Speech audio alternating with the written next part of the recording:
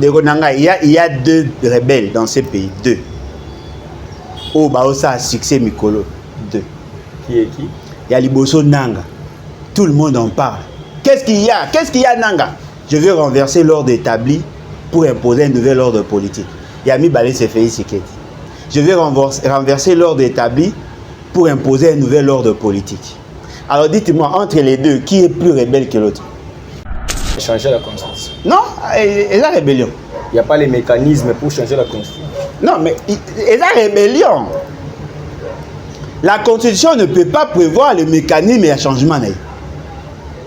Pour qu'il y ait changement de la constitution, il faut qu'il y ait abrogation.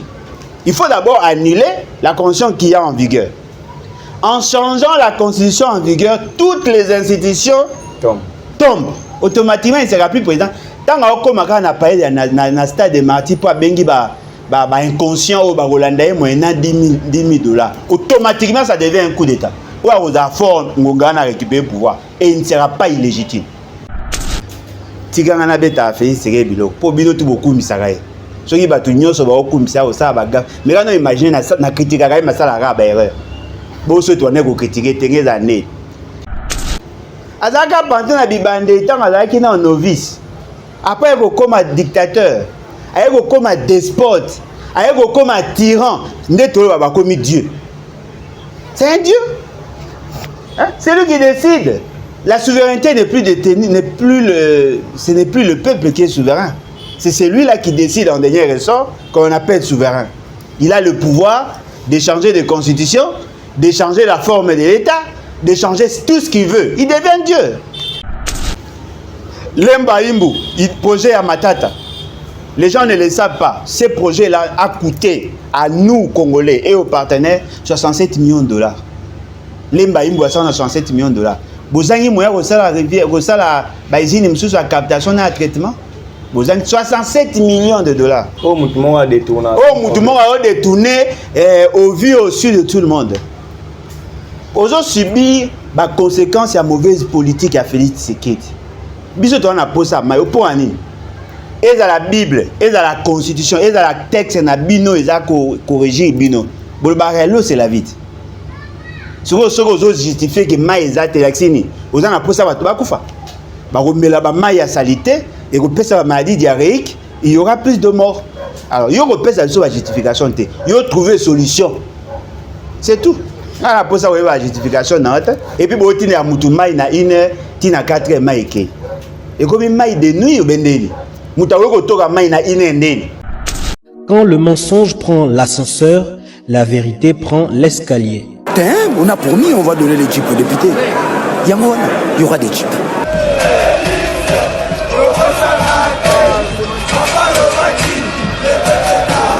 Notre ennemi c'est le Rwanda, FRDC, Boumae, Munguna Nabiso Kagame, Congolais, Kangae, peuple Telema. Banguna bakoti la mukati kama mpima tali politiki zongisaki bomoto dans le korondenge kwei na maboko banguna toza la bomoko mutu moko tiako pundela Congo soki biso mokote tona nyongwa mutu te noko ezapona peuple punda mwana mai ezapona yona ye ezapona ngai ezapona Congo ezapona Goma ezapona Ruchuru kiwanja bunagana puissance ya liloba eleki ya lisasi mbote na bino nyonso bozui libakuma la makolanda archidique info nebi ke boza ebele partout dans le monde au bolanda kama solo ya politique et c'est moza ya koyambela bino mwana mboka Alain Bolojwa Ibola président national et moko ya ba cofondateur ya parti politique Lèvons-nous et bâtissons donc parti ya Néhémie Mouilani ate ba Néhémie ya Bible ba prophète Néhémie ba ngo bazotonga Nouvelle Jérusalem. Avec eux, avec ces partis, des tozo zalaka souvent, Koluka Koye Bandeni Mambozo fonctionner par les biais de son président national qui est notre invité de ces jours. En tout cas, plusieurs matières à traiter aujourd'hui au cours de cette émission.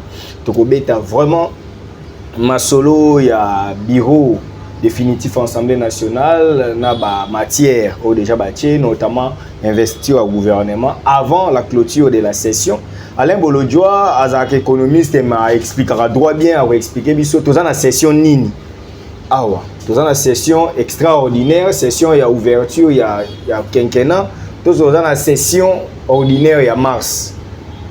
Faut que vous na kati émission avec lui tu robé taper ma solo et changement constitution parce que les maisons tambola li soumu ebelé quant à c'est ma solo gouvernement. On aurait appris que Bati beaucoup est bonné m'a bloqué parce qu'il demande la vice-primature du budget. Trop solo là, comment fonctionne l'État. Barol, attribution à président de la République. Les Akanini face à partenaire naïe. Il est là sur ce plateau, en tout cas, ne zappez pas parce que des bonnes choses sortiront d'ici au cours de cette émission. Papa Alain, mbote na yo. Mbote ndeko ngai, mbote na balandi. En tout cas, merci beaucoup pour l'opportunité. Bonne santé. Oui, ça va. Ça va aussi à Ngolu ndenge tolobara. Ça va. Les battes. Bien que le pays va très mal. Les battes to bunda. To bunda pour que toye ba ko komisa ba membre na biso ndenge to linga baza. Pour na omona senti moi ba séquelle ya classe politique à kala. Hein ba tu bazana ba réflexe ka y réunion, faut appeler ça lo olia, va appeler lo mela. Hein il faut ba no caresser on a sens à poil. Il y a peu sa cotisation mais ba appeler ça yé donc tout ça moi la difficulté belé mais ba o ba comprendre. Et ça problème mais ba o bazoya ya on toujours rappeler la bango même na ba émission na bino pour que que nous voulons faire la politique autrement. Il faut avoir des droits pour revendiquer des devoirs. OK. C'est comme ça que nous fonctionnons. Mais ça va.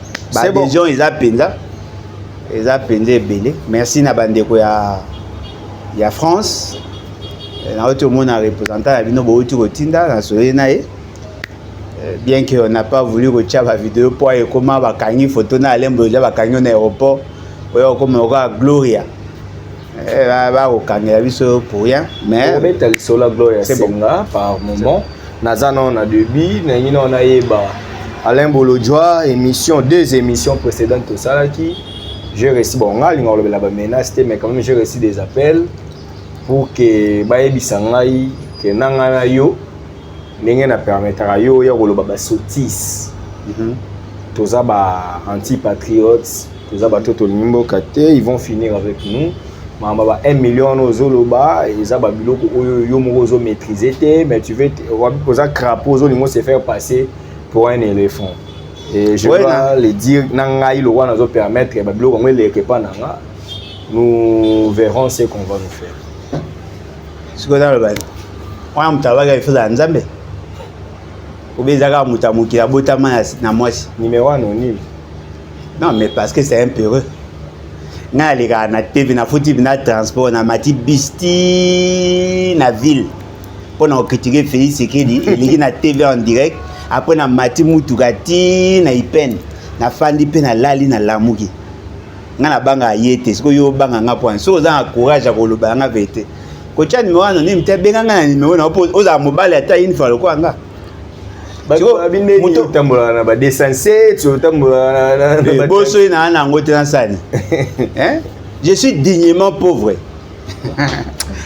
bolingi na sani nake no fuka mela bato bayibaka na kalato bazo yiba lelo pona na tamwana mutuka ça c'est pas moi l'essentiel pour moi ce sont les idées moni Lumumba c'est vrai balobi kazaka na plus de 20 dako avant comme premier ministre et après avec le père et la famille naenda komoko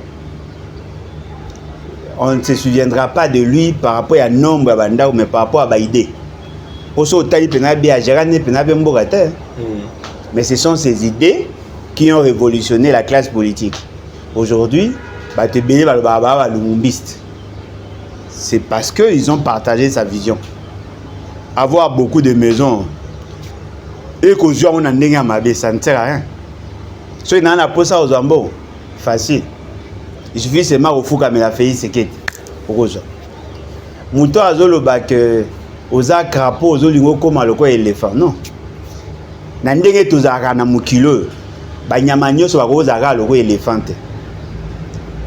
Et puis ozo ponaka éléphant point.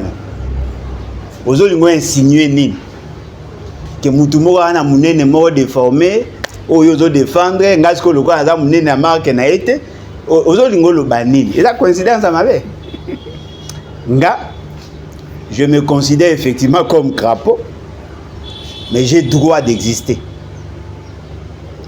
yo oza ni crapaud ni éléphant mozo soutenir éléphant aza na droit coexister. Alors la société se souviendra de vous pour avoir fait quoi. Oh yo ngaku na yebi même pas comme na yo même numéro de téléphone na yebite mais yo mo yebi o réalisation nga na zoloba tikanga na beta fait c'est biloko po bino tout beaucoup misaka ye soki batu nyonso ba okumisa o sa ba gaf mais quand on imagine na critique ka masala ka ba erreur bo so to na ko critiquer tengeza ne crapaud aza moins animal que éléphant aza animal mais espèce mususu namta na nature na voilà Alain Bolodjoa avant de côté membre institution tebetano social notre ami Gloria Senga Panda Chala enlevé parce qu'elle a annoncé une marche contre la vie chère tolembi pasi nalingi oyebisanga eza biso nde to comprendre mabe Gloria Senga qui permission te pour la marche Gloria Senga a suivi pouvoir et enlèvement les autres robengangoni pourquoi qu'on met un tribunal traditionnel et place au juge traditionnel na samba qu'est-ce qui se passe au juste? Non mais il y a un dérèglement. Il y a trop d'éléphants dans ces pays.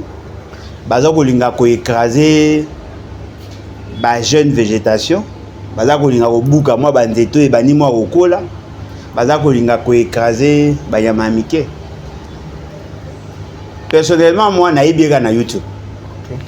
Na mona eka na Facebook. Na mona certaines de ces vidéos na TikTok. Na mona ba vidéo msu na YouTube mais mingi ne na Facebook. L'instrument qu'elle utilise est un micro, un clavier.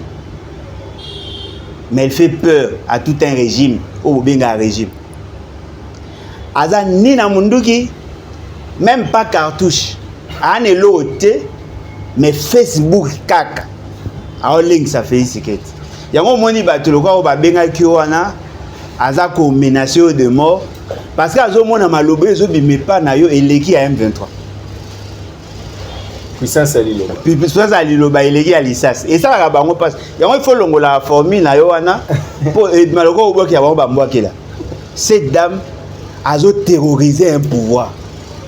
Vous avez des communicateurs. Vous avez des chaînes de télévision. Vous avez des femmes plus moulaï, plus mouneneye. Mais vous supportez été.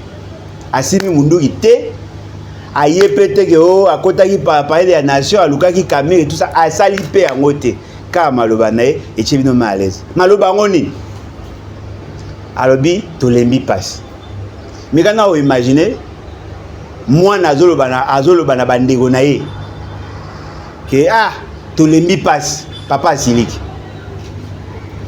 So, yo zana posani parce continuer tonine pour ceux qui bitumba na yo ezali bitumba ko bunda pour que passe ici là et que moi na lobi que to lembi passe yo zo mona o lokwa abwaki lo mbwaki là ezali des messages azo loba na que situation yo eza mabe ceux qui yo zo bunda pour que makambo ane changer eza stimulant ezali manière ya ko pousser yo aucun effectivement dans ce sens parce que muto azo kanga muto alobi ki alembi passe ezalaka mingi eza muto alingi ke passe continue aboyi bino bobo ya ke bolembi passe ce que mekana ko imaginer opimeli mona biloko olia opimeli kolela otireleni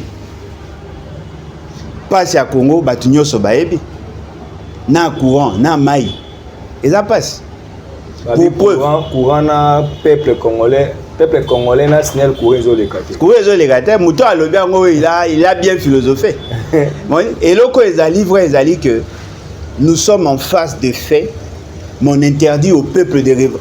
Le peuple ne revendique même pas. Le peuple a communiqué a manifesté qu'il a passé. C'est-à-dire que ezali phase il y a changement en fait. il faut d'abord que boya situation pour que nous ayons une solution. Peuple a boya situation. Et puis ça bino matière ya koyeba comment résoudre ces problèmes. Formalement bokanye. Omoni kokangama misusu. D'après ce que moi je comprends de la vie. Et ça la rapport école c'est pêcheur. Moi, azaki ni moi mukie et moku nana bete bakara. Mais est-ce que tu es obligé à koluka to bien et même l'accompagner automatiquement à l'ongwe na épaisseur à 5 mm à Okomade à 20.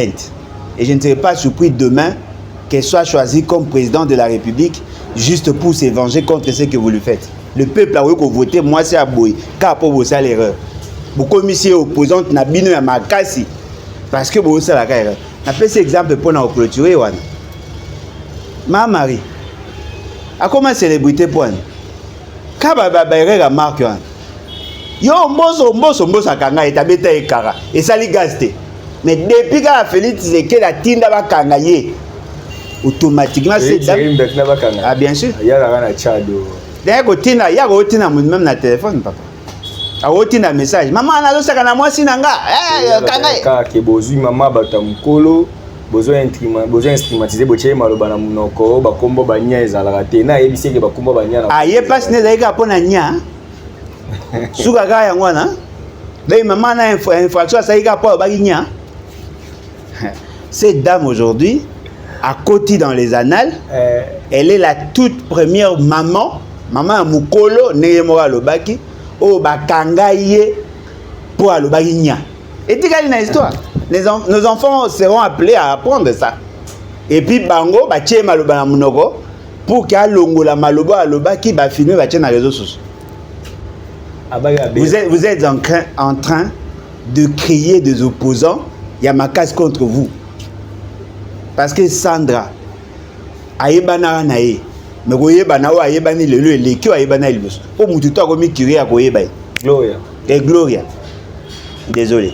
Batu nyonso bakomi oluka koyeba ye po bino bosala erreur bopesi passe en or.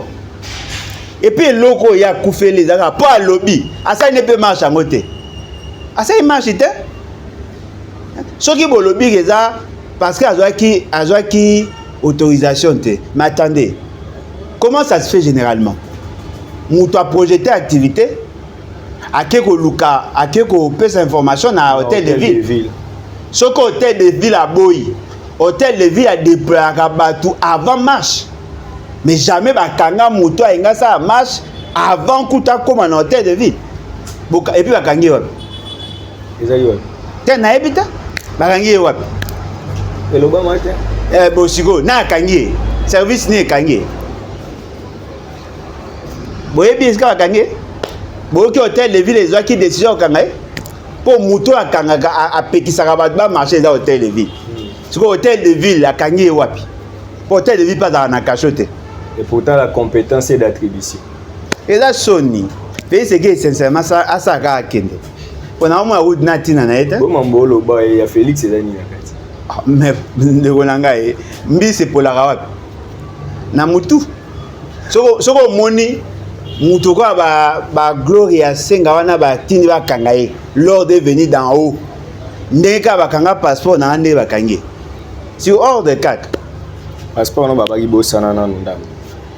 Ya batata na bango. Na obosana pour mes attentes. Na landaki DG à Régie des eaux. Azalaraka. Tout ça l'émission moi. Alors même ma Régie des eaux. Et là potable collègue. Si vous voyez, il faut la il y a cause peut-être à cause la juriste était par hasard. Et à juriste était. Asani. Parce que ngana ebi étant yokola chimie ba esa l'eau est inodore et incolore. Mai na yo ya Régie des eaux eza color eza odor. Mai eza jaunâtre. Ils rappellent sur insipidité. Pour moi yani comment obimisa ba gumu. Mai eza jaunâtre. Et puis eza na solo. Na mo gumu. Yo to zo risque à remela. Na mela ngota. Te ato simbiongo yo ka. Na ko bangi même ko so basani na maiwa. Vraiment. Alors eza ko tuma bego le na mali bulu. Alors bien loko moko pour s'expliquer. abomoni usine à captage ya Ngalema parce que biso na funa koto nyonso to na ba problème mai c'est dernier temps. Ah OK. Mai comme on bima ba 1h du matin et que il ngo ba 4h, 5h et ya rappelle chaque nuit. Oh, mais on est là presque des mois partout. Presque des mois. Alobi usine à captage ya Ngalema, ils ont un problème. Gani. Omoni abi mai inde kotaka wana. Ezaka na place swing ezwa ezui mai et jeter sur ba saleté et bimi si c'est trop technique. Question na ngeke ke pona ye moni bato batongaki na bede Ngalema. Ezana bato mo batongi likolo nango. Ozo permettre atika bilobe le roi mai elekate bana il faut ba buka wana atika bilobe là. Moi quand j'ai combattu la vente à bede Ngalema qui m'a soutenu. Tout ça peine sérieux. Na ça ba vidéo. Avant na voyager na ke Zimbabwe, na ça ba vidéo na komati na bede Ngalema. Na longwe na bede Ngalema. Na lobeli yango ko banda bede Ngalema mobimba. Na lobela yango. Na lobela précisément danger ezalaki nani na régie des zones. Na longwe na Zimbabwe na Europe na sala ba vidéo, eza na TikTok, eza partout. Qui m'ont attaqué? Eza bato ba nomage. Alain Bolodjoa, bamsutu balobi Alain Bolodjoa, oliaki mbongo ya Itex Africa. Alain Bolodjoa, ozaka mutu ya Sasungu eso. Alain mutu na mutako moloba marque na ye. Soki azalaka penza sérieux. Quand moi j'en parlais, ils devaient soutenir. On a loti, ils ont vendu des terres. Mais qui est là? Puis sous Mabilou. L'État est plus fort que Mabilou. Non, l'État a commis moribond, papa. Puis sous Mabilou, Moutaza douter même dans l'ordonnance, ça fait ce que. Est-ce que vous voyez que cette question-là a été débattue en Conseil des ministres? Balobi que il faut désaffecter qui espace on a pour un lotissement. Lorsque nous avons fait pression à Mbalaliboso, revenir à leur décision, il y avait une décision interministérielle qui était prise, suspendant la vente à l'espace one. Et après, 2 familles, bon je dirais 3 familles, oh va peser pour que bate Kango, Yaliboso, Nani, Baramoto, Ndimbi, et puis famille Tshisekedi. Ce sont eux qui ont soutenu cette démarche-là. Famille Tshisekedi, baza ba lotissement pour na kati lopango. Bazali batinda mutu, un avocat akendo lukanga tina ndako. Babi pona na se calmer, ba pesanga lopango mo ya 20 sur 30. Na bede Ngalema pona tika makelele. Moi j'ai été menacé de mort, yo doit bengo na téléphone. Nga boye. Soki baza atena nga tout na mutuka. Devant témoin. Ce qu'aujourd'hui boole la nene. Tant na lobara bolobara ne. Moi mboka et bonga attend ba ça maramba ça normal. Et ça c'est le lit du fleuve. Ouais. Bato bae baate. Au moins rivière nani Basoko. Et ça prolongement à rivière et utara na kota bakati kuna ba ya bandal ba nini non? Et ça peine à rivière mususu rivière Gombe. Ouais. O ezali côté andako ba Bedacho. Bomoni so ozana Sosimat, cette rivière là, ezalaka rivière et le lit à rivière. Voilà. À l'époque il y a Kabila bateka. Et ça li siko que pour na ko curer wana est comme difficile. Parce que batika ka le lit pour na permettre de so ba curer ba engin kota elongola ba saité pour efungula. Et si quand on a bateka etikala mukie, moyen ba kota na ba engin ezate. Pour na ko curer il faut ça manuellement. Parce que engin moyen comme makuna ezate ou soit peut-être so bo memi engin et il y a na côté à fleuve. Cette rivière là ezako ko ya justement na côté à Itex Africa na mupanzi ya simana yango. Soko leki équipement à régie des eaux ndeko kokuta ce qu'on arrivé à na Basoko. O ezali entre GG Mart na Itex Africa. OK. Le lit ya pembeni wana ezalaka lopango ya Itex Africa de ce côté, kuna ezalaka lopango ya comment on appelle ya ba o nani o ya meti nani Bamanisa. Jean Bamanisa. Ah oui. Ezalaka lopango na bango. Mais l'état c'est quoi dans le principe naie baloba que oyoko tonga na lit ya fleuve te. Yango sko bakata batika ndambo wana. Bato bakola na Ngalema bayebi ke sika banda ko sala nini jardin expérimental ya coton. Bao bayebi ezalaka ya Itex Africa. parce que na certificat na bango et comité na rivière mais batikaka li wana pour ceux qui banger ye et banda curer pour que mai et tambola les déchets liquides nyonso uta na ba quartier ba mai ya bambula ça passe par là lokola basala pont wana pont chanique soki mai mabele ezo mata mai ezo leka isusu te et ko déborder et ko buka yango wana c'était ça notre combat c'est quoi ya kamwe le londeni moi j'ai été insulté pour ces dossiers tilelo c'est quoi ya zo lela lelo pas tout naé qui a désaffecté qui a annulé la décision interministérielle plus Mabilo le mieux côté à gouvernement Félix Tshisekedi boye ba blo bo lukatin papa pesa mai tika ba blague toi na posa boye ba raison na te po dato lo ba ngwa biso Kasaou mai o mapasi et pourtant to kola Kasaou cette commune ici na pesa 7 communes ba ancienne commune ezwaka mai wana bo bebisi na nini ya njili il y avait un problème avec les déchets tu as un spécialiste à la régie des eaux balobi et 5 à 50 millions de dollars pour que va renforcer capacité dans Ngoba Colis. Lemba Imbu, il projet à Matata. Les gens ne le savent pas. Ce projet-là a coûté à nous, Congolais, et aux partenaires, 67 millions de dollars. Lemba Imbu a 67 millions de dollars. Bozangi Moya, la rivière, la baisine, la captation et le traitement. 67 millions de dollars. Oh, Moutoumon a détourné. Oh, Moutoumon a détourné au vu au su de tout le monde. Ils ont subi les conséquences de la mauvaise politique à Félix Tshisekedi. Biso to na posa mais au point ni. Et dans la Bible, et dans la Constitution, et dans la texte na bino ils a corrigé bino. Bolbarelo c'est la vie. Souvent ils justifier que maïza telaxini. Ils ont na posa ba to ba kufa. Ba romela ba maïa salité. Et que la maladie diarrhéique, il y aura plus de morts. Alors, il y aura plus de justification. Il y aura trouvé une solution. C'est tout. Pour ça, il y a une justification. Et puis, il y a une 4 mai. Et comme il y a de nuit, il y a une nuit. Il y a une nuit.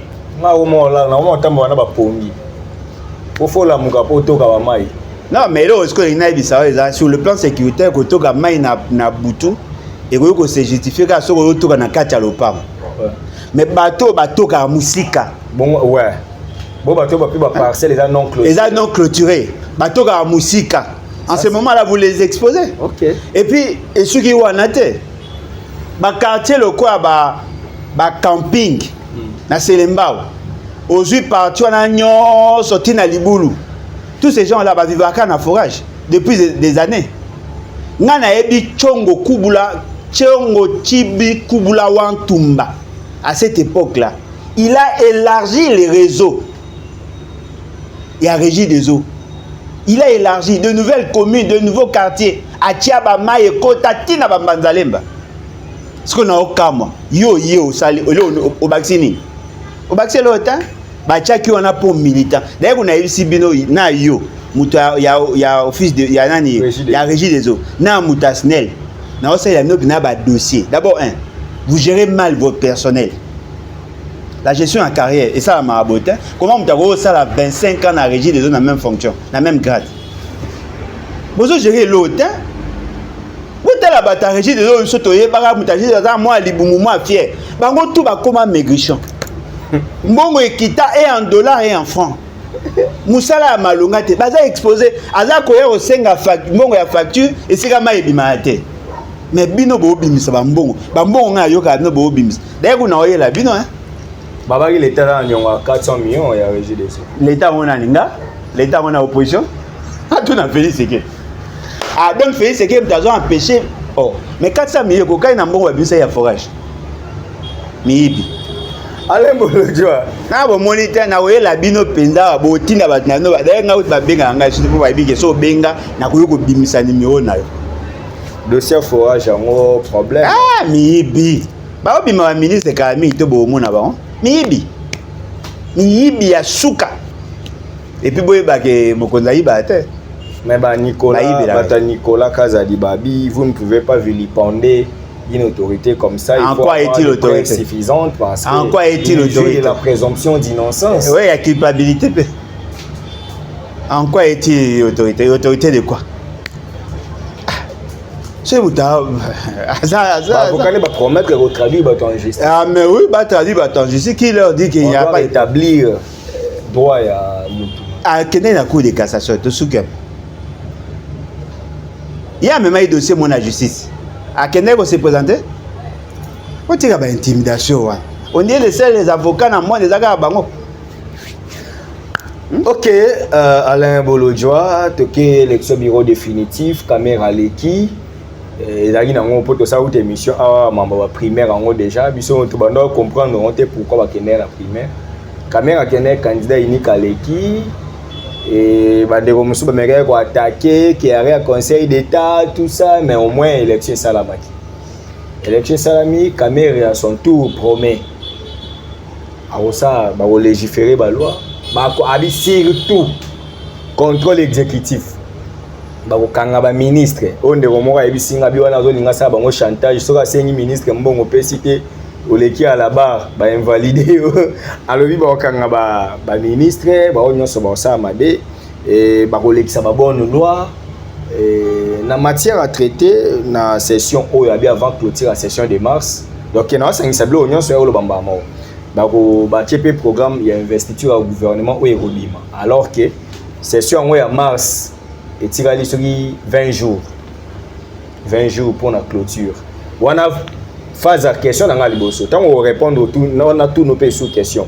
Si qu'on a minute juridiquement toi na session.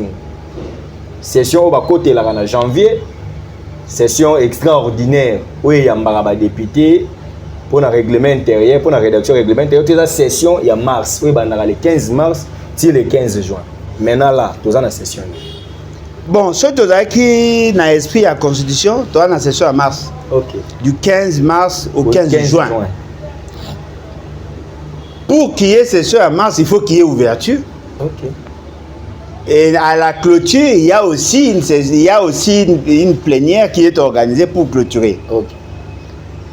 Je ne sais pas comment Bango Bazak a procédé, parce que apparemment, ça une sorte de rallonge la session extraordinaire. Parce que la session extraordinaire est là qui le 15 janvier. Et là qui justement pour faire de sa bureau, voilà. D'âge au bureau provisoire où est là qui. Certainement qu'il y a une déclaration, il y a un discours qui a été fait justement pour la session ordinaire où il y a un impératif constitutionnel. Et ça a les 15 ou sinon le jour ouvrable après les 15. Les OAM sont tombés les 16. Ceux qui sont tombés dimanche. Les 15 est tombé dimanche. Bah, ça a lundi. 16. Ceux qui sont tombés dimanche et que lundi est férié, bah, ça a mardi. Ceux qui sont là qui ont il y a violation. Ceux qui sont là qui ont ils ont continué. Mais tout ça pourquoi? C'est justement parce que les gens ne veulent pas respecter la norme. Les gens pensent qu'ils sont plus intelligents que ceux qui ont créé l'État, ceux qui ont conçu le cadre fonctionnel, organisationnel et fonctionnel de l'État. Il y a un moni bango, bakomi kozwa ba saut d'humeur na bango bakomi sango loko amibeko. Qu'est-ce qui manquait que Bossali session extraordinaire en peu de temps, le quoi Bobanda qui par exemple en janvier, parce qu'en réalité 15 jours après publication, il faut convoquer plénière en vue de mettre en place le bureau d'âge et puis il y a qu'à valider le mandat, il y a qu'à proposer calendrier électoral et à la fin il y a qu'à ça là une élection afin d'avoir le bureau définitif. Modestement, je pense que tout ce travail là pouvait se faire en 2 semaines. Non, pour les règlements intérieurs, il y a eu des innovations. Ils ont évité de faire les plagiats, il y avait des éléments nouveaux. Même Wana Obasa les a plagiat. Ils ont changé combien de dispositions, combien d'articles? Ils ont changé combien d'articles? Et puis, innovation, une commission peut travailler en une journée, vous passez à une plénière, vous avez ici une commission, en une semaine, vous terminez. Qu'est-ce qu'ils ont apporté de nouveau? Concept ni asikaye na kat. À part peut-être que les avantages liés à la fonction de membre du bureau.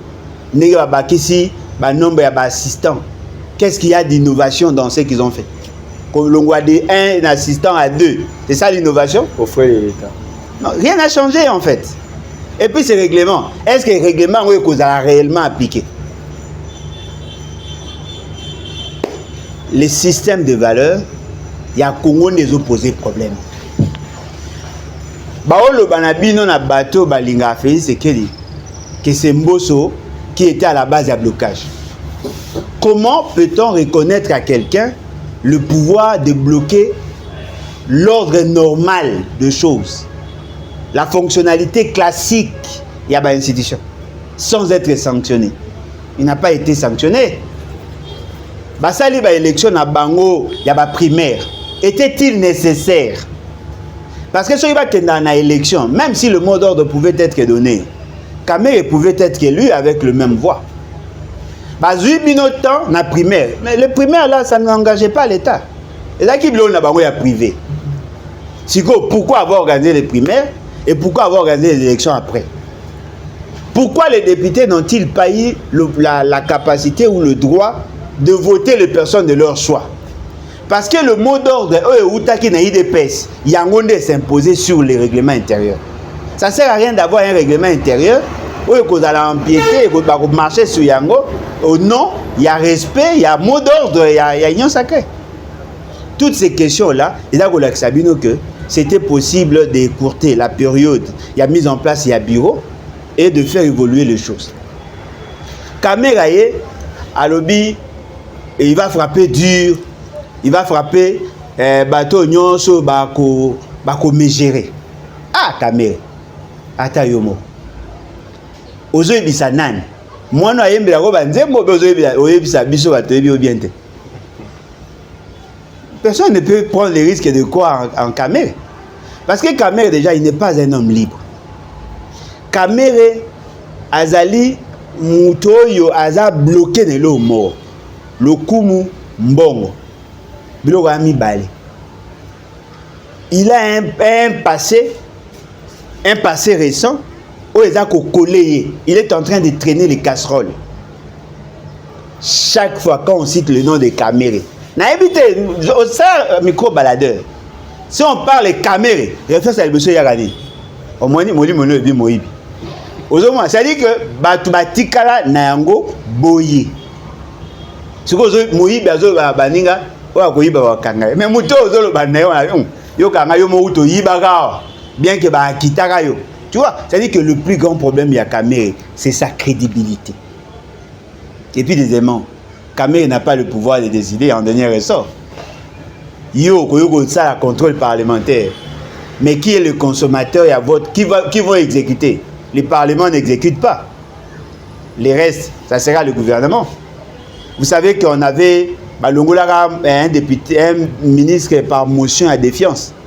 Un fameux ministre de l'économie, bien qu'il laisse les Libanais, les Pakistanais, pour que quand même qu'il avait occasionné les détournements à 6 millions de dollars. Vous savez qu'il a traîné, tout en ayant été déchu de ses fonctions, mais il restait encore ministre tous les jours, il a nommé Jean-Marie Kalumba. Il a nommé Moutoumoussou soit ça l'intérim. Donc, vous voyez que Marambo Booloba, il n'y a que les faibles d'esprit qui peuvent prendre les risques de vous croire. La première des choses, la crédibilité, exacté. Ni à acteur, ni à institution. L'institution n'a plus de crédibilité. Et puis, Ami Balé, celui qui dirige toutes les institutions s'appelle Félix Tshisekedi. Non. Lui, il est animateur d'une institution qu'on appelle président de la République. Là, vous êtes dans la Constitution dans le sens strict du terme. Ben oui. Mais politiquement, selon Montesquieu. Tika Montesquieu a ça couffé pour la deuxième fois. Politiquement, non, mais attendez. Les pouvoirs. Non, pas au Congo. Pas au Congo. Mais il faut démontrer. Le président de la République est une institution autre que les parlements, les gouvernements, les cours. Bon, l'autorité morale et le chef de quelle institution? Autorité morale. Non, mais au nom de quel principe un député, Yamolongo, a tenu la liste des membres du bureau définitif avant le jour du vote? tobeta masolo mboka c'est polate. Un simple député alongwe ndako na yeso na limité soki wapi aye pour na yeko tikela mokonza mboka le ticket gagnant ya union sacrée ndenge na tiki boye makambo eza ko se décanter kala mingi te il y aura élection. Depuis quand vous avez vu dans notre constitution, dans quelle disposition vous avez vu dans notre disposition que le président de la République doit donner son quitus pour que le bureau de l'Assemblée soit mis en place? Et ça a mis tout et ça a mis. Est-ce qu'il y en a aussi? Et ça a mis tout et ça a mis. Ça, ce sont les aléas de la démocratie. Non, c'est la question de la démocratie. Moi, les pouvoirs wana. Pouvoir wana, au fait, c'est qui a manifesté wana. C'est ce que Montesquieu a combattu. Il faudrait que le pouvoir arrête le pouvoir. Fait c'est qu'il a un pouvoir supra-constitutionnel. Mais ça contredit Thomas Hobbes. Golanda ba théorie na bino na papa. Lorsqu'on est en face d'un fait social, on a deux approches. L'approche normative et l'approche positive. Dans l'approche positive, on voit les faits. Lorsqu'un député a tika le nom est membre du bureau, légalement au justifié on est. Donc il pouvoir en trois, non? Exécutif, législatif, judiciaire. Je vais vous démontrer ce qui a la maîtrise de trois pouvoirs. Ce que Montesquieu le bagini. Aye bagite référence c'est que la goya na mbogo yo. Ti azo sa ba élection bani na yewana. Il ne savait pas. Contrat social. Le pouvoir dans l'État congolais est en une personne. Tout le pouvoir, la concentration. Ça c'est la monarchie absolue. Koleka. Ça c'est la déification de l'État. Il y a fonction président de la République. Thomas Hobbes, Salomon, Léviathan. Léviathan, c'est les gros poissons qui mangent les gros poissons qui mangent des petits poissons. Donc l'État peut arrêter les hommes forts. Wanozo loba na ba théorie yo ko ina classe. O ngazo ebisa yo lelo. O ezo salama. Mbiso eliaka ba mbisi nyonso ko mene fei sekete. Oh. Alors asko non, l'État a sur na pouvoir na mbo. L'État est sur na pouvoir. Non, mais dites-moi, comment l'État peut-il agir sur fei sekete? Dites-moi. Oh, bah, non, ça droit constitutionnel, hein? Bino bata changement constitutionnel. Dites-moi, comment, dans la configuration actuelle, dites-moi comment peut-on arrêter le pouvoir de Félix Tshisekedi? Félix Tshisekedi a le pouvoir de déchoir, de démettre de leur fonction le juge de la Cour constitutionnelle. C'est lui qui juge pénal. Ça. Non, mais effectivement, mais il a chassé des juges de la Cour constitutionnelle. Je prends ici à témoin Théodore Ngoy, leur avocat. Il est encore vivant. À Longola va juge la Cour constitutionnelle. Or, la Cour constitutionnelle, le président de la Cour constitutionnelle et le procureur général pour la Cour constitutionnelle, on est allé à la tête du Conseil supérieur à la magistrature. C'est-à-dire que Félix Tshisekedi a la maîtrise du pouvoir judiciaire. Aucun n'a pouvoir législatif. L'Assemblée nationale et le Sénat. Les députés n'ont pas décidé qui doit être membre du bureau. C'est Félix Tshisekedi. Il a la maîtrise du pouvoir législatif. On dit que ça c'était la faiblesse de Mbosso quand même. Papa, il y a Kabuya, Mbosso wapi. C'est Kabuya qui est négotique. On va faire ça. Ouais, non, Zoloba Makamba Kala. Nazoloba na ce qui vient d'être fait. Oui, ça Mubesu. Il y a Sika Oyo. Kamera avait dit quoi? C'est le pouvoir discrétionnaire. Il y a chef de l'État. Il y a décidé qui doit être président de l'Assemblée. Et là, pouvoir discrétionnaire, pouvoir distractionnel. Il est tenté de nous distraire. Félix Tshisekedi a le pouvoir, la totalité à pouvoir, n'a pouvoir exécutif. Il peut nommer la première ministre ce qu'il veut, il peut faire ce qu'il veut, automatiquement, il a en lui les trois pouvoirs dans l'État. En dehors de ces pouvoirs-là, il y a quoi? Et Kamere qui dit qu'on doit investir les gouvernements avant la clôture. Sur ordre de qui? Non, lui étant législatif. Il est poni par Félix Tshisekedi. Sur ordre de qui? Poni a 371 députés. Ah, papa. Félix Tshisekedi, il a un ticket gagnant. Félix Tshisekedi a intimé l'ordre que Kamere soit là. Si le pouvoir de Félix Tshisekedi n'est pas maîtrisé par la loi, par la constitution, il gère sur base de quelle philosophie? Il a un pouvoir exorbitant. Et c'est très dangereux pour une démocratie. Très dangereux. Donc il n'est plus pantin. Non, le cas Pantin Kala. Azaka Pantin a bibandé tant azaki na novice. Après il comme un dictateur, il comme un despote, il comme un tyran, ndetolo baba comme Dieu. C'est un Dieu. Hein? C'est lui qui décide. La souveraineté n'est plus détenue, ce n'est plus le peuple qui est souverain. C'est celui-là qui décide en dernier ressort qu'on appelle souverain. Il a le pouvoir de changer de constitution, de changer la forme de l'État, de changer tout ce qu'il veut. Il devient Dieu. Ok, puisqu'on parle de ça, parlons aussi du changement de la Constitution. Aujourd'hui, pour Betty Massolango, mais quand même la Constitution du 18 février 2006, telle qu'elle est modifiée, complétée à ce jour, pose problème pour ceux qui sont au pouvoir. Pour Nabango, en tout cas, la Constitution doit être changée pour que Mambo Tambola. Quel est le problème? Tout ça rappelle de manière méthodique. Quel est le problème? Analysons d'abord le problème. Et puis ça va certainement... diaspora congolaise. Non, ça ce n'est pas le problème. Quel est le problème? La Constitution bloque le fonctionnement. Bon, Batapoto va gérer un mot. Et constater. Non, on va constater en quoi? Sur quoi? Sur base de quoi? Sur base que Mosso a omis si vous savez l'élection. Oh! Et le gouvernement. Voilà, Batapoto, on va constater. Bon, le gouvernement est constaté. Le gouvernement constaté que moi, c'est le monsieur Zate, il faut qu'on ait un salaire. Et ça m'a pas investir le gouverneur. Pour bureau ezala te. On a investir gouverneur, gouverneur d'abord. Pour investir gouverneur, il faut mettre en place le bureau de l'Assemblée nationale. Et puis les assemblées provinciales sont budgétivores. On a juriste moi pour il faut balongola l'assemblée provinciale. Au moins il y a ce qu'on a juriste à ma finance publique.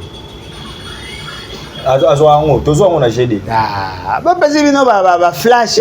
Finance publique, impôt, combien d'heures? 60 heures. Exemple,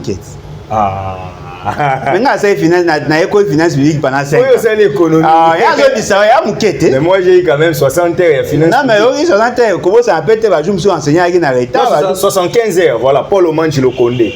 Non, mais après, si vous avez 75 heures, il y a cours.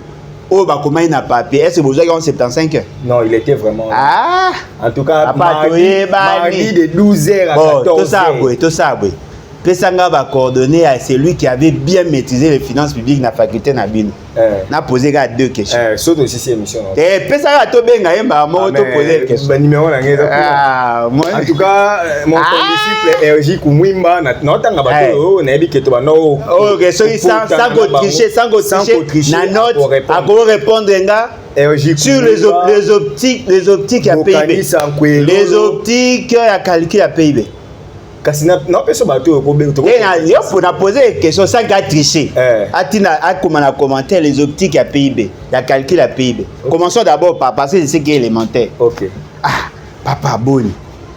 Bino ba juriste, boana ba connaissance na bino empirique ya mikolo.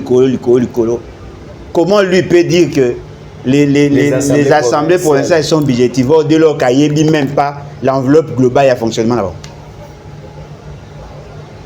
Hein? Il y a combien d'assemblées provinciales au Congo? 26. Au Bisanga que l'assemblée provinciale nyons à Congo et qu'il na dépense au basala na président de la République. Non. Siko. Le président soit 2 millions par jour. Par jour, ouais, tu as minimum papa. Minimum. Pour quand on s'ala guide des marches. Pas contredire ngate ti siko. Ata muto inconscient a benga ki na émission na. A contredire ngate. Ya ba ebiso. Siko ya ebisi ba ebisi ke ngana kufa maboka batoka ba. Papa. Vous se surestimera bino bulani. Que mudino to asama pa kufa mabona. Et puis d'ailleurs batabo ya sa bomana. Ah. Eh monsieur Boya wo pe o me noter o kufi ba yo kanganga o pona ko. Yo ka ba raison constitution faut changer. Faut président ba nommer ba gouverneur pour éviter ba ka ba corruption oyo. Ba ça non, le ba moko. Ba ça me province fait kufa parce que ça budgétivore. Non, il faut que le président banda renommer ba gouverneur. Et c'est ça maintenant on était dans Mbogo. Et ça là sous mon bout. Et résultat d'arani. Vous avez même pas attendre maïle té. Moi et bon attendre ba maïle, bo discuter na mama maïle pour bo souka na maïle. Est-ce que notre nommé ba gouverneur était dans Mbogo? Au bout tout nommé. Oui. Est-ce que à part ba gouverneur, notre nommé ba na ba entreprise té? Est-ce que ba tout ba nommé ba zo gérer bien? C'est comment vous déduire qu'il faut banda renommer. Boa Maël était après. Ça veut provincial ya budgétivore. Il faut pas longola à parlement longola bicaméral fait comme un monocaméral. Avantage dans les années. Et rediminuer budget. Budget à Nîmes. Il y a l'État. Non, budget, l'État a prévu combien pour le Parlement. Et puis le Parlement consomme combien? Non, mais l'apport Nango, il y a bicaméralité, et ça nini. Oh, d'après Bino, vous comprenez. Vous avez vu Maël été. Vous tirez Maramba, Bata Maël, Maël. Vous avez Bata Maël, basé bien. Vous avez pas réfléchir. Vous avez dit Malora, Balamike, Koloba, blablabla. Si vous touchez au Sénat, vous détruisez l'organisation politique et administrative de province.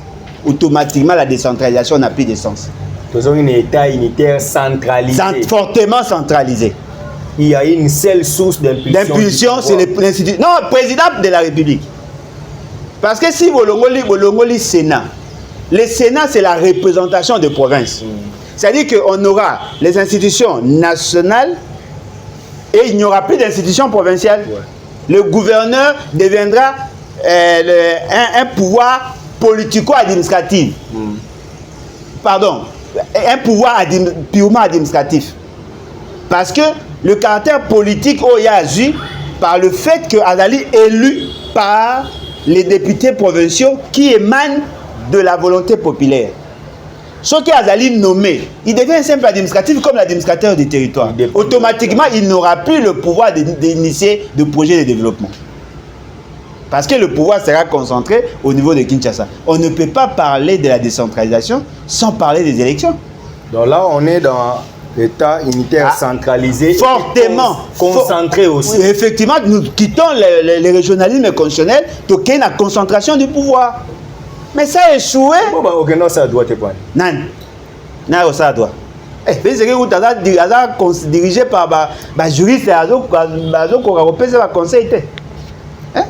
Au moment où il est vrai, il faut connaître l'administration avant de se lancer dans ce genre d'histoire. Parmi les caractéristiques du régionalisme constitutionnel, il y a notamment les élections. On transfère le pouvoir d'agir, on reconnaît la démocratie à la base, c'est ce qui constitue la décentralisation. Lorsqu'on décentralise le pouvoir, il faut créer un mécanisme de contrôle. C'est ce qu'on appelle l'Assemblée provinciale. L'Assemblée provinciale est justement l'élément essentiel qui caractérise la gouvernance dans notre État. Il y a la liste symbolique de la décentralisation. Ce qui est l'Assemblée provinciale est longue, automatiquement le gouverneur n'a plus la légitimité du pouvoir. Il va bénéficier de la légitimité à Mouto à nommer. Vous comprenez, non? Ce qui est le Sénat, c'est-à-dire que dans la prise de décision, les provinces ne seront plus représentées. Il y a cassure entre les provinces et le gouvernement central. Bon, on a compris, pour le cas de un parti créé par un chef coutumier, un docteur en droit coutumier, vous avez un mot traditionnel, il y a pouvoir, non. Nous sommes en droit le pouvoir. Pouvoir coutumier, papa, il y a des spécialistes des droits privés. Ah, branche, c'est une affiliée. Au Sali, ndenge ba balisaka na ba yombe, ndenge ba balisaka na ba nini, ndenge ba komora mokonzi. Ça c'est ça ces droits là, ces droits traditionnels. Les arabons moté. Bien autant monté. Na autant monté. Il va expliquer comment les droits fonctionnent sans qu'il y ait les droits écrits. Bon, les droits ancestraux. Bah là, beaucoup de traditionnels. Les choses fonctionnent. Et quand les babalaka, les bapesa adot, ezalaga. Bolo bayango et puis boye on a droit écrit.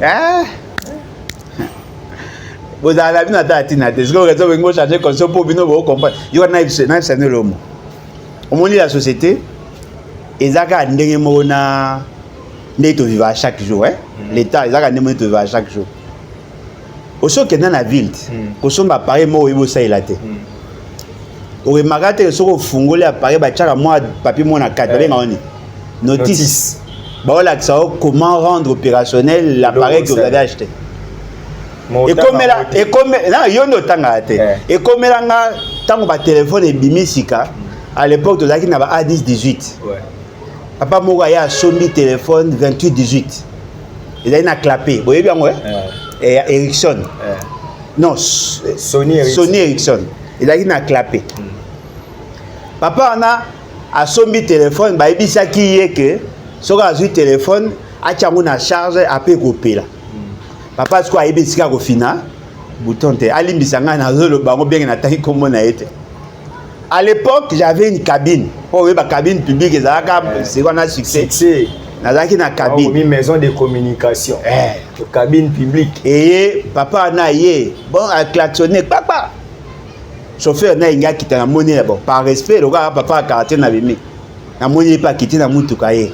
Oh mon fils, j'ai un problème. J'ai acheté un appareil qui ne fonctionne pas. Automatiquement j'ai compris que t'as une notice. Qu'est-ce qu'il y a papa? Ça ne s'allume pas, ça ne fonctionne pas. Na fungoli clapé, na fini bouton et peli salinze moyen salagi papa na benga magicien. Oh atanga inde. Atanga ite. Et yango lo na ngana bati. Oyo mona mutatiki na notice, ma préféra kende pas mutu pembeni. Atangi na ete.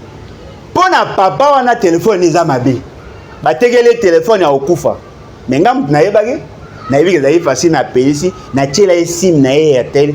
Papa na monanga jeune abenganga ti na cabinet na ye na photo gia. À cette époque-là, Kabila a 50 $. N'est-ce pas que j'ai mérité ces 50 $? Mais est-ce qu'il y a bon à payer 50 $? C'est la même chose avec Félix Sekedi. C'est-à-dire qu'il a cherché. La constitution, non, il a cherché à gérer l'État. C'est qu'au jour où on paye ça, on paye ça une notice. Constitution. 229 articles. Et puis, on a un côté. Mais moi, je suis un malade. Mais attendez. Et puis, on a un yangote. Na lobite ka yebo tanga te fese ka tanga ba discours ba komela ka a yebi ko tanga yangote siko azolela les pays ne fonctionnent pas je suis bloqué quand net ya papa nanga wana ala notice téléphone les a papa oza na notice talaté eza facile muto auto pesa un exemple wana ndeko na biso oti France wana aseka nga droit d'auteur te.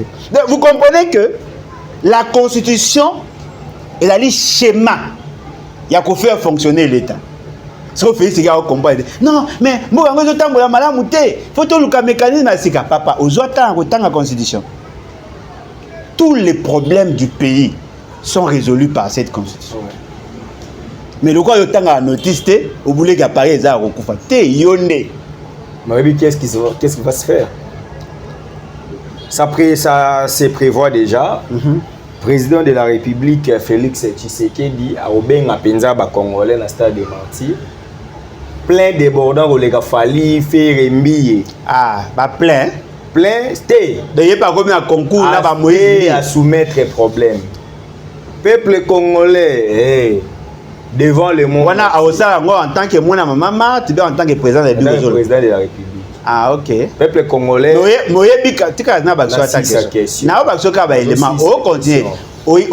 moins que la compétence c'est d'attribution. Peuple congolais, le monde entier m'observe. Vous voulez qu'on change la constitution? Oui ou non? Ce qui peuple andimi a ça va moni échantillon ya peuple ya population nanga ya mwana. A reçu ça monde entier. Kasi c'est-à-dire ceux qui va bolinga ba telemela. De Alingi a changé de notice. Et ça a changé fonctionnalité à téléphone. Bon surtout cas. Peuple boloba oui changer. Tokena septena. Il y a deux rebelles dans ces pays, deux. Oh bah ça a succès Mikolo, deux. Qui est qui? Il y a Liboso Nanga. Tout le monde en parle. Qu'est-ce qu'il y a? Qu'est-ce qu'il y a Nanga? Je veux renverser l'ordre établi pour imposer un nouvel ordre politique. Yami Balé s'est fait ici. Je veux renverser l'ordre établi pour imposer un nouvel ordre politique. Alors dites-moi, entre les deux, qui est plus rebelle que l'autre?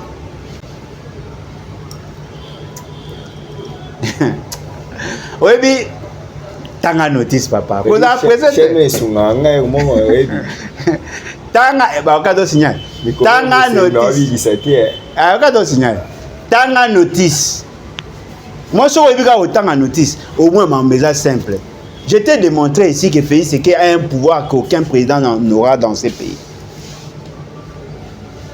Il a le pouvoir de décider sur qui doit être questeur de l'Assemblée nationale, qui doit être rapporteur, qui doit être premier vice-président, qui doit être deuxième vice-président, qui doit être président de l'Assemblée nationale. C'est que la Caroline Bemba pour notre candidat, il y a Jean-Lucien Boussa, parce que Jean-Lucien Boussa avait terminé avec Bemba.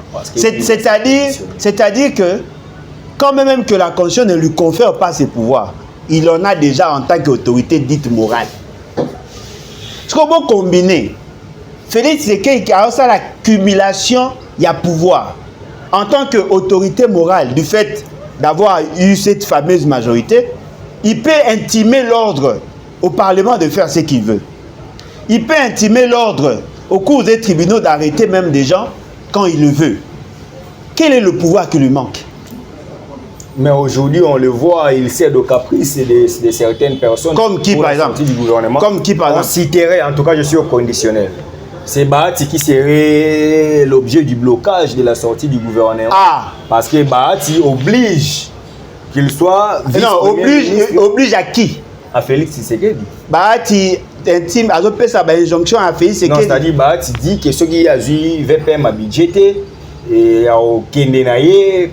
Mais attendez, tout ça c'est au Kende Wap, au Lunga l'État, toi au Lunga Nyon Sacré. À quelle opposition? Non, mais à Wap, c'est quoi? À dans le pouvoir. C'est quoi, on est à cause de la loi ou bien à cause de la mauvaise organisation de Nyon Sacré? Est-ce que Bahati a agi sur l'État ou Bahati est en train d'agir sur l'Union Sacrée? Apparemment, il est aussi candidat à sa propre succession au Sénat. Ndegolanga. Nangito Soukalan total na wana bien. VPN, Bahati exige à l'État de faire de lui premier vice-président et vice-premier ministre ou Azako exiger na union sacrée. Répondre à ta théologue qui sera mis. Exiger na union sacrée. Tu vois union sacrée est régenté, est régi par la Constitution. Oh, battre le règlement intérieur na bango. Na charte na bango. Le président a quel pouvoir parce que le président moyen ganga ezate, moyen bimisa gouvernement sans qu'il y ait des mécontents ezate, il faut qu'il y ait les climat de paix. Et de cohésion. OK. Bolingi a sait que le président qui viendra après Félix Tshisekedi, parce que même si on changeait de constitution, ça ne va pas s'appliquer aujourd'hui. Le président qui viendra après Félix Tshisekedi, qu'il ait le pouvoir totalitaire de décider sur qui doit être ministre, qui doit être premier ministre, qui doit être membre du bureau, qui doit être gouverneur, qui doit être administrateur du territoire. Mais apparemment, c'est similaire à pouvoir Mobutu Azara Nango, on va combattre. Mobutu décidait aussi sur qui doit être ministre, non? Mobutu décidait aussi sur qui doit être gouverneur. Comment Bono Bobundi ça Mobutu, parce qu'il a un pouvoir exorbitant. Aujourd'hui, ok, naïf ça Makila ADN ya Mobutisme ezoya. Puis c'est qu'il veut être comme Mobutu. Alinga za loko a Mobutu. So ya tata bo moko. Mais maman bo moko. C'est-à-dire que ozaona yokate. Maman c'est to tondeli yo bolamu. Maman mo kabi maman Mobutu to kumisio obotela biso mwana ya mobali ya malonga. To kolukaka maman mona limité to tcheko mwana nzembo échanger. OK. Ça c'est de nous méconnaître. Boye Bayango, si Félix Tshisekedi se permet de mettre en place une commission pour statuer sur les changements de la Constitution, il devient un rebelle.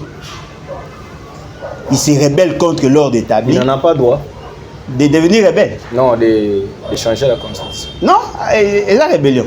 Il n'y a pas les mécanismes pour changer la Constitution. Non, mais et la rébellion.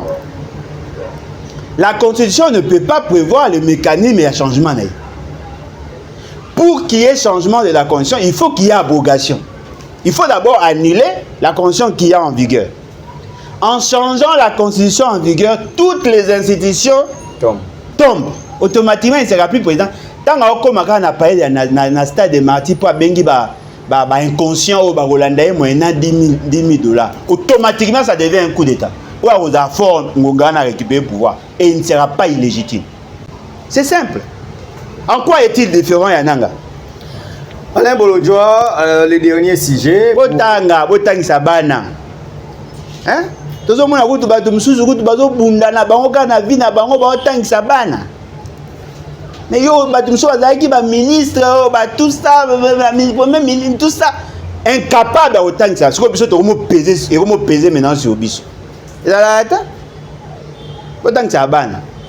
Pourquoi vouloir faire un coup d'État pendant que le pouvoir est légitime? Non, le pouvoir est légitime. Un Christian Malanga qui se réveille, et puis avant de tirer au palais de la nation, il va commencer par faire un coup d'État au ministre de l'économie sortant.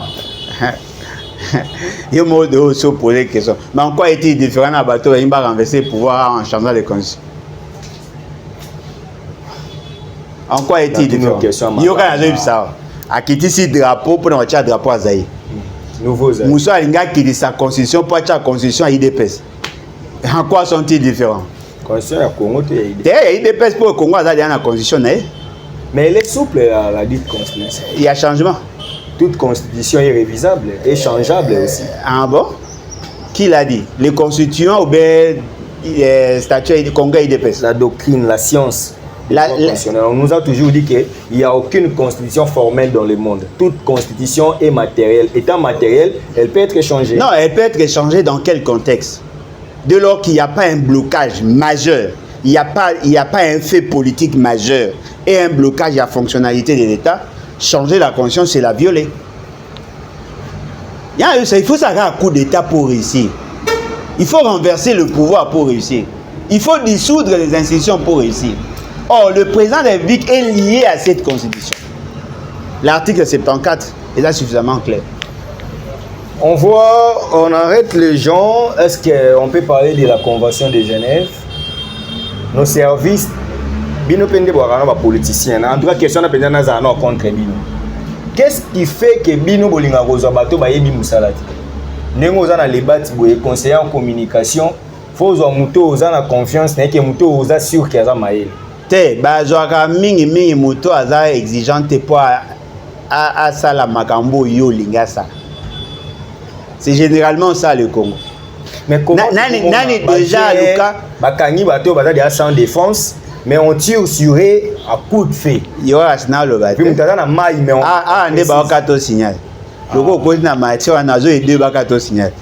Yoka protéger chez là. Yoka ndelo mo qui a déjà fait recours à une agence pour recruter des domestiques à la maison. Toluga bato ba na difficulté pour akosenga mbongo ebelete. Mais to lelaka na prestation na bango pour basaka prestation à malonga te pour aza professionnel te. Muto aza professionnel azaka exigeant afuta senga ba futa mbongo ebele. Biso. Soki olingi qualité, il faut on ndima pe ba exigence. Naebi mutu moko na ndaku na ye, il a recruté des gens sur base à ba agence. Soka ye musala à 7h30. A calculer après 8h il faut abima. Oh maman tika na muke na papa bina maman ya nanga msa esi. Ah, bon ya msa yo ko supporter te. Tout ça. Na ko samba nanga longola. Mobile azoya na pourquoi? Oh non mobile. Ah oui, mais c'est normal contrat de kana. Bon contrat, est-ce que bateau to zoka ça habite, il est différent. Moi c'est pas ça na pour avoir professionnel. Il faut supporter ndengaza. Muto ayebi musa ba sakana na respecter. La démission na vie nanga 3 fois. Nana facilité pour démissionner Boza na idée. Pour na olinga jamais au marché sur nga. Comment sommes-nous arrivés à voir cette garde républicaine actuelle? Macha Moumenu ndé zo caractérisé. Ba jui ba jeune, ba tout ça. Ba msou a sa formation à 3 mois. Ils sont censés agir dans l'État sans connaître l'État. Et là au moro naebi, il y a quand même une certaine discipline. Pour bato na basala kalikamu il faut ka bazwa ordre na ba vidéo onga na moni akokima tobolaye. L'ordre a été donné par un officier certainement. Oyoki procès ata arrestation yoki ozo beta masola convention à Genève il ou ça man à Genève musika awa to ana constitution ba bibi auto saté. Constitution, acte de mariage, acte de mariage, écoute, il y a moutou à respecter, convention à Genève en 1949. Constitution na bino basala ngwa papa n'est pas alaki. A tout cité baroto ça va. il arrive deux fois, un agent commis pour la sécurisation a ça la bavure. Mais vous sentez, vous voyez quand est-ce que l'État intervient pour décourager ce genre de pratiques. Lorsque la personne est arrêtée, mise devant son juge naturel. En ce moment-là, on va sentir qu'effectivement, ce qu'il a posé comme acte, Ezaki Mabé, par rapport à l'ordre qui lui a été donné, personne n'a été inquiété. Les gens ont été tués. Et là, monsieur, il faut me poser une question. Comment ça se fait que vous êtes en pleine opération, vous filmez, vous tuez des gens et vous diffusez? Et là, est-ce que vous comprenez? Ne pensons pas que ces vidéos, c'est un fait anodin. Vous êtes en train de tuer un prisonnier de guerre. Parce que vous le fait déjà d'avoir accès à une dynamique faible, à se soumettre à l'ordre Nabino. Automatiquement, il est protégé par cette convention-là. Ouais. Mais vous les prenez, vous les tuez, vous filmez, vous diffusez. Automatiquement, en international, l'État congolais devient un État délinquant, voyou, qui ne respecte pas de conventions dûment acceptées par lui-même. Oh là, on court le risque de Netanyahu. Qui ont fait ça? La garde commis pour le président de la République, qui échappe au contrôle de toutes les autres institutions, même au commandant et le chef MG. C'est-à-dire que vous avez assisté à l'assassinat, il y a des prisonniers de guerre par l'institution président de la République. Vous avez surpris le sanctionner. Tant que vous sanctionnez, pourquoi tu as été dans le patriotisme? Non, ça ce n'est pas le patriotisme. Bakangamaki déjà. Le quoi Bakangamaki automatiquement commis un statut de prisonnier de guerre. Il devait être protégé, jugé, condamné. Mais le jugement a été rendu sur place et Tobola. Tort. Oh, kuna ta. Tika déjà ça zokite ta. La tribu agit avec état d'âme. Ça, ce ne sont pas des professionnels, mais ils est au payer les prix. Et là, on va bailler, maladresse à Mickey et même un embargo des armes.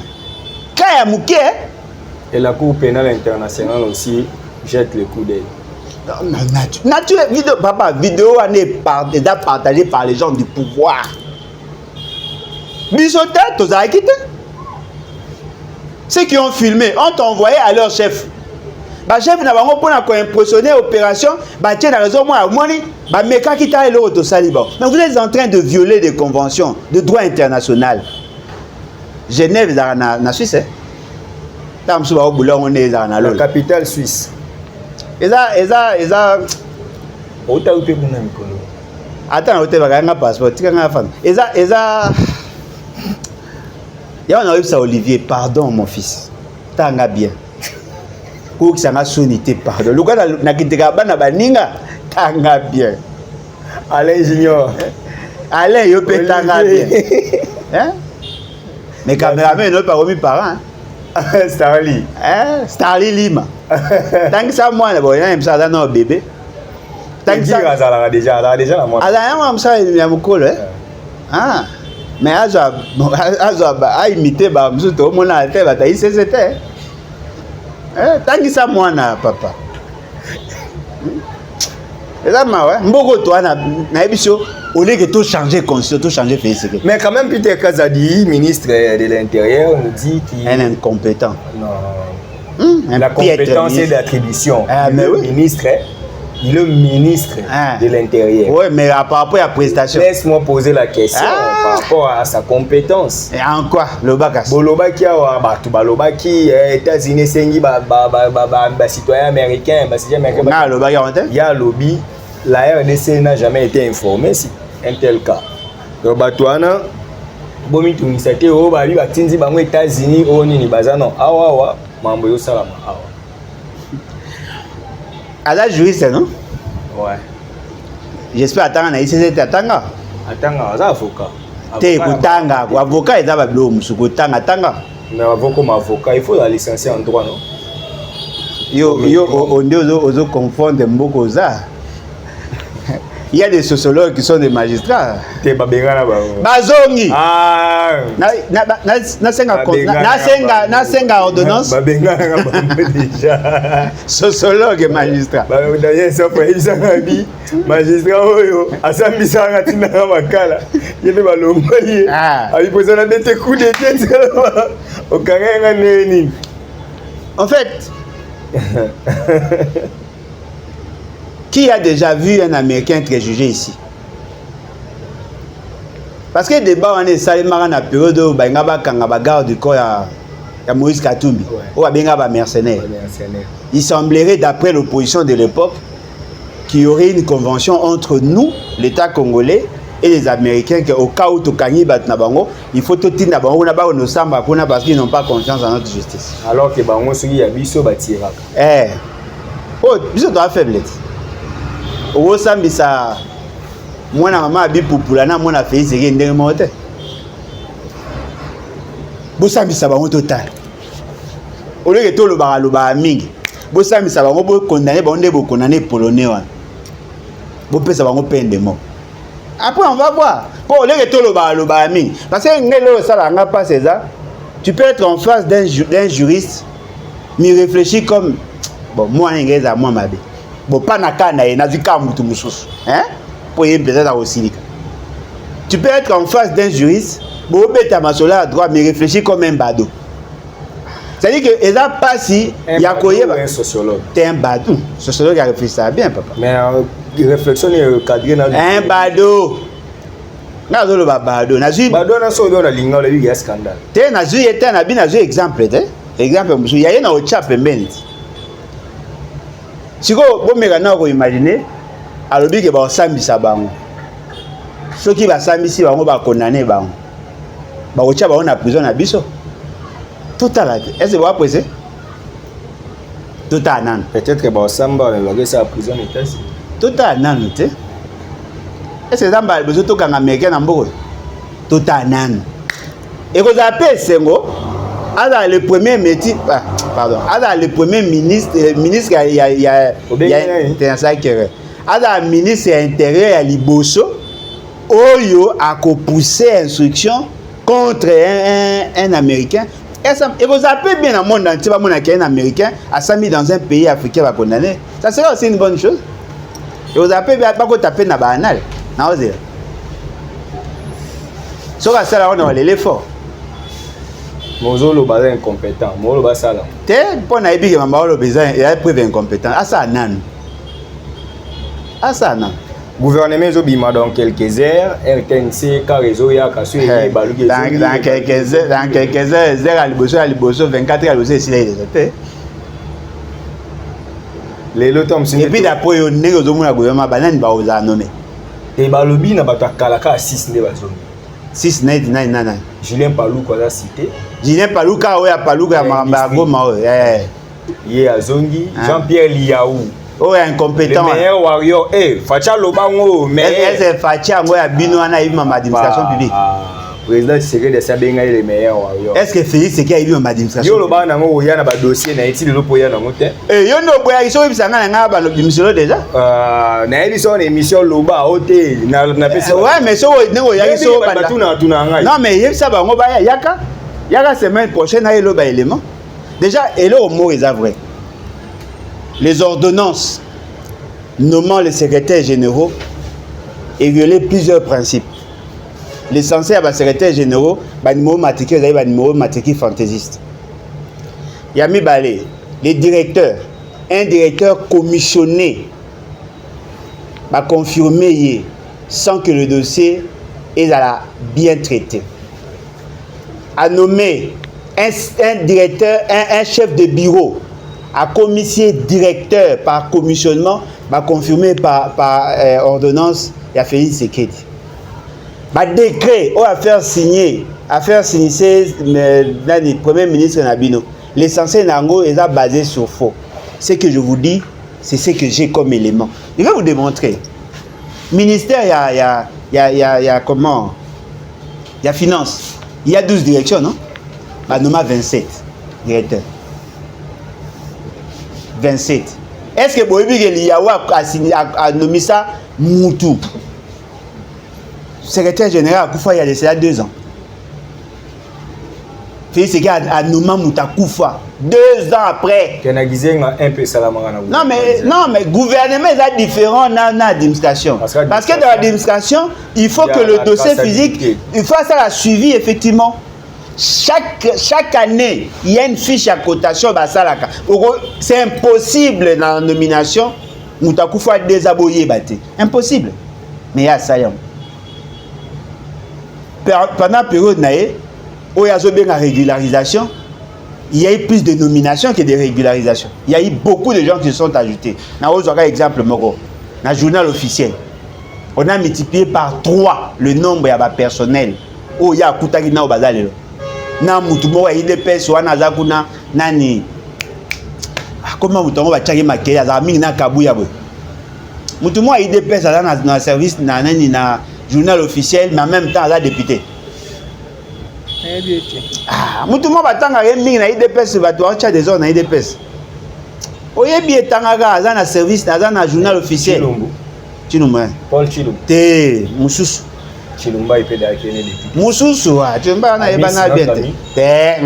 Ami ça na pas la décision. Nani Oyebi a commis député madame Mokonza journal officiel. Mais bien.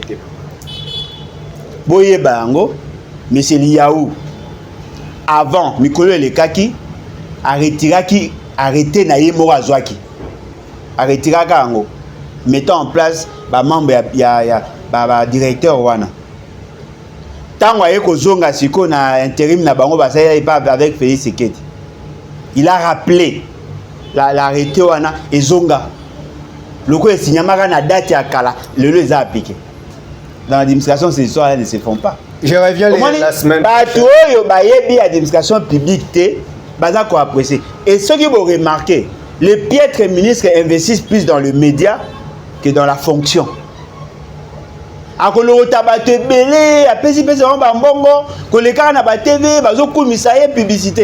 Aucun agent, un fonctionnaire de l'État qui s'y connaît peut soutenir un tel. Je sais que je vais revenir sur ces dossiers la semaine prochaine, mais yo moyebi ke liaou tout le monde a soka zo kita ba fonctionnaire ba betele maboko ba syndicaliste non mutaka kutu na ba taxi yo so mona syndicaliste a betele mokonzi maboko mais tout le monde en na liaou y a rien zo ba c'est la corruption. Syndicaliste a mis à mokonzi. Quand le syndicaliste est d'accord non mais il est d'accord mais est-ce que la fonction publique non mais attendez en bon agent ils a bien traité. Vous voyez combien de gens qui doivent aller en retraite? Non, attendez. Vous voyez combien de situations à régularisation les alliés? Parce que le ministère, au lobby, jamais Tshisekedi est renommé. Mais est-ce que vous pouvez dire que le ministère n'a pas fait Tshisekedi? Bon, ça me dit que Mokonza Malonga, il y a tout ça un peu malade. Ni l'un ni l'autre. Est-ce qu'on a dit aux hommes comme président? Ah, donc ceux qui n'ont famille Tshisekedi, Moutazate, Mbouke Koufi. On va dire ni l'un ni l'autre dans la campagne électorale. Oui. Bon, si vous avez soutenu l'autre, l'un Tshisekedi, l'autre Katumbi. Mais toujours ceux qui gouvernement maloré, est-ce que le gouvernement malonga dès que Katumbi va ça mieux que les cafés ici? Aussi ça. Au moins il faut connaître pour envoyer ceux qui sont compétents. Liaou c'est un piètre ministre. Le quoi na idée pèse ta maïle bazala atteindre ba mon danger. Tokoya tokolak sabino tel arrêté. Tala faute nango yango faute nango yango. Telle ordonnance, faute nango, faute nango, tel décret, nango énumérer bino nyonso. Quand on a ça qui m'a finance, on a ça bino. Pour supporter nga kaka. Mais pour tirer après quoi intimider moi na batu. Matoni. Vous avez mobile benga nga mona ndima. Zo numéro nanga. Yo mto intimider gaye. Plus 243. Comment bien? Plus 243. 81 250 28 51. 81 250 28 51. Oh, nga bloc à Kamona sans effet. Benganga bato baloba yo limo rabana raison. Kolimo eza mamnanga ya qui c'est pas ba Congo ka esa yé pas kolimo nzoka yé masa séjuillet. Ba lo ba bon. Non mais est-ce boyebi malanga non? Ba ba soldat capitaine. Wande toyoka. Akotaka ramena 2006 ne balobi. Mais la relation photo après on a fait ce que Beaucoup dans la photo d'un problème. Oh, bon, est-ce qu'il y a cardinal? Bon, il y a cardinal, il y a problème. Azan a photo na cardinal. Azan a photo na ba monseigneur rebellé. Azan même na photo na mutu na ngai Kovo Ingila. Azan ba photo na. Ah, banit. À travers na bango, tabaka na île de Gorée. On voulait aussi l'utiliser. Tika to lo baté pour ce to lo bien ba généraux pour so tanga ba komba ba yo luko nanda. C'est par ici que nous bouclons cette émission. Vous étiez nombreux en train de nous suivre. En tout cas, nous vous disons un grand merci. Merci, ingénieur Starly Lima, pour la réalisation de cette émission. Papa. Triomphe. Ah, souka na griffe. Allez, na boga, c'est ça l'essentiel. Merci.